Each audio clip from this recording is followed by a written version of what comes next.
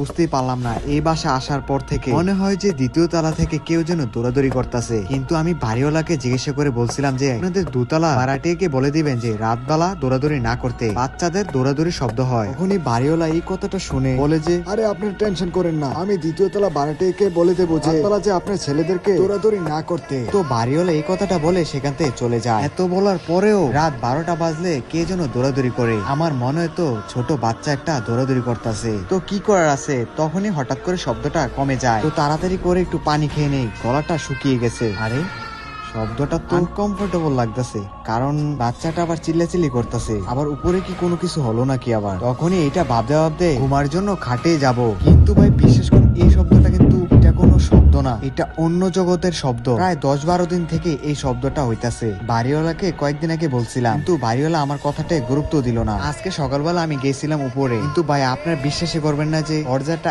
এত ময়লা বলার বাইরে। পাড়াটিয়া মনে হয় পরিষ্কারই করে না, মনে হয় তো দরজাটা অনেক বছর ধরে লক মারানো। কিরে